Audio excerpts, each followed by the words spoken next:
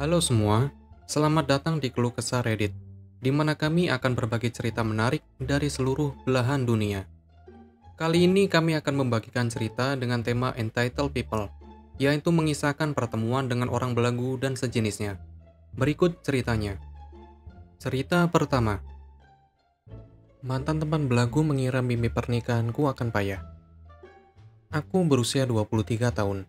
Baru-baru ini menghadiri pernikahan keluarga. Itu indah, tidak ada drama untuk dibicarakan.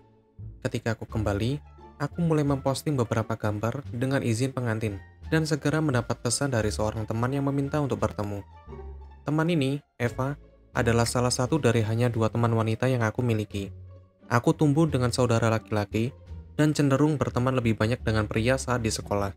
Jadi Eva adalah satu-satunya orang yang dapat aku ajak bicara tentang topik tradisional feminim, yaitu fashion, kencan, dan lain-lain. Aku tidak akan mengklasifikasikan Eva sebagai sahabatku, atau bahkan teman yang sangat dekat, tetapi kami rukun, dan aku senang menghabiskan waktu bersamanya.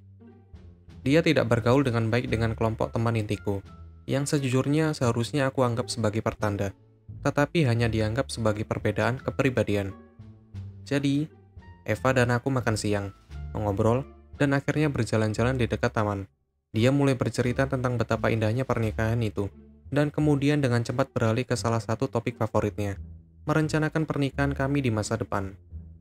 Kami telah membicarakan hal ini beberapa kali selama bertahun-tahun, dan aku tidak pernah berpartisipasi banyak, tetapi kali ini aku benar-benar memiliki beberapa ide. Eva mendengarkan dan,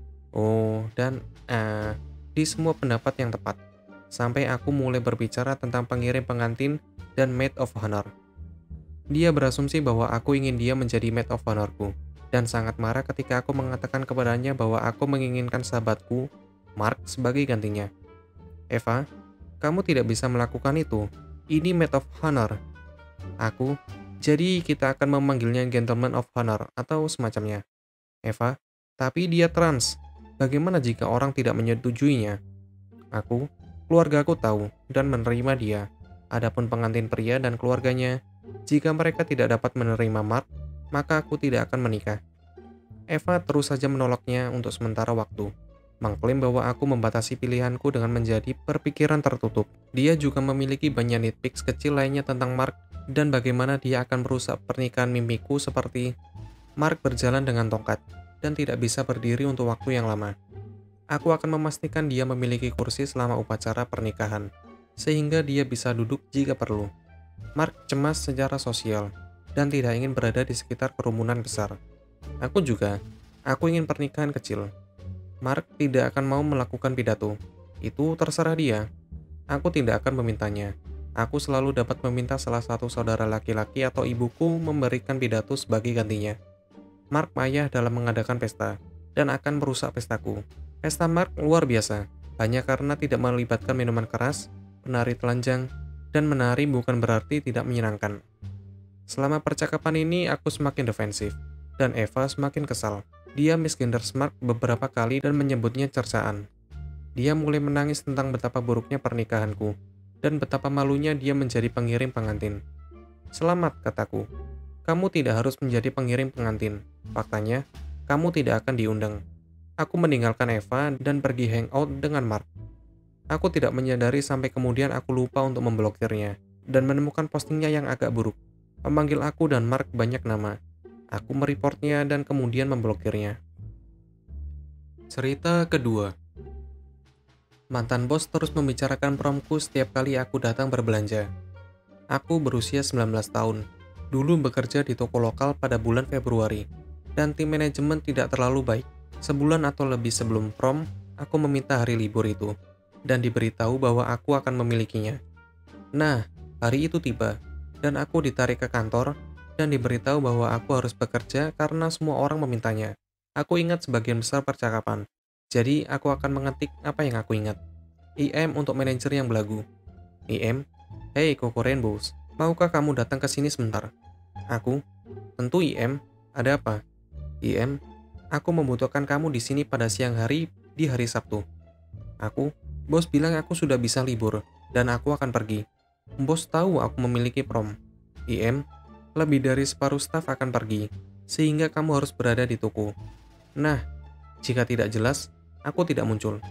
Malam Natalku masuk untuk membeli telur dan adonan kue, dan dia ada di sana dan memeriksaku. Kami memiliki percakapan tentang kepindahan kampus, juga kemudian dia membawa insiden prom. IM, kamu tahu, kamu masih bisa bekerja di sini jika kamu mau mendengarkanku, dan masuk bekerja, Kokoren bos. Aku, mengapa aku menginginkan lingkungan kerja yang toksik? Bos berteriak kepada aku melalui telepon minggu terakhirku, karena aku menderita infeksi saluran pernafasan atas yang parah. Aku bahkan tidak bisa bangun dari tempat tidur tanpa merasa seperti ditusuk di paru-paru, dan sangat sakit. IM, ya kamu seharusnya masuk. Kami juga memberitahu perguruan tinggi bahwa kamu tidak dapat diandalkan untuk bekerja, karena kamu tidak bisa masuk ketika aku menyuruhmu bekerja. Wanita ini berani menelpon kampusku. Mereka menyuruhnya berhenti melecehkanku. Tetapi tetap saja, aku menolak untuk kembali ke toko itu tanpa salah satu atau kedua orang tuaku sekarang. Cerita ketiga.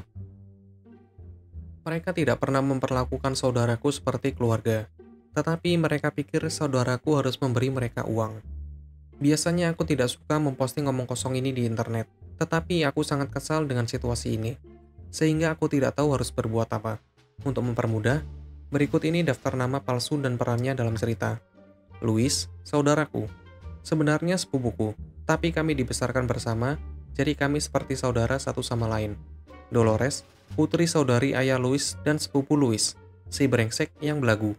Valerie, ibu Louis, dan bibiku. Untuk memberikan konteks, aku pikir akan lebih baik untuk memulai dengan menceritakan kisah sepupu. Keluarga kami tumbuh relatif disfungsional, dan itu saudara perempuan ibuku memiliki beberapa masalah. Salah satu dari mereka, Valerie, yang tertua dari saudara perempuan ibu, terlibat sangat awal dalam kehidupan dengan obat-obatan dan alkohol. Akibatnya, dia terlibat dengan banyak pria, dan dalam salah satu kasus itu, dia hamil. Di sini datang Louis. Ketika Louis lahir, bibiku Valerie memutuskan untuk meluruskan hidup. Sendirian dia pergi ke rehabilitasi. Itu tidak mudah, dan dia mengalami beberapa kali kekambuhan. Karena itu dia pada dasarnya dibesarkan oleh ibuku bersama aku dan kakak perempuanku. Karena kekambuhan terus-menerus bibi, dia tidak pernah benar-benar tinggal bersamanya, dan dia tidak pernah benar-benar sembuh sampai Louis dewasa. Namun bibi Valerie selalu ada untuk Louis.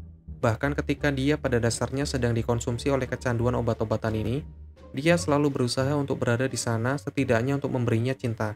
Sebaliknya, ayahnya tidak peduli.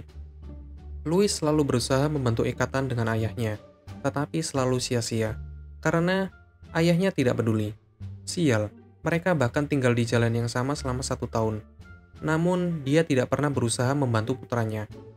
Ketika Louis keluar sebagai gay, dia tidak ada di sana untuk mendukungnya secara emosional. Ketika Louis diserang dan hampir terbunuh di jalan, dia tidak ada untuknya. Ketika Louis mulai mengalami masalah keuangan, dia tidak mau memberikan uang kepada putranya. Bahkan ketika bibiku, Valerie meninggal, efek dari alkohol dan obat-obatan terlarang bertahun-tahun, dia bahkan tidak menelpon untuk menyampaikan belasungkawa. Dia benar-benar bajingan yang tidak punya hati dan tidak pantas mendapatkan kebaikan. Baru-baru ini, Louis telah menyewa sebuah apartemen dan tinggal bersama pacarnya. Mereka berdua memiliki pekerjaan, tetapi mereka masih memiliki masalah keuangan, dan ibuku melakukan yang terbaik untuk membantu. Saat itulah, Dolores, keponakan ayah Louis, menelpon beberapa hari yang lalu. Ini adalah pertama kalinya seseorang dalam keluarga ayah Louis menelponnya selama bertahun-tahun. Dolores mengatakan bahwa ayah Louis mengalami stroke dan dia berada di rumah sakit. Alasan dia menelpon, meminta uang. Menurutnya, Louis berkewajiban untuk memberikan uang kepadanya, karena dia akan merawat ayahnya.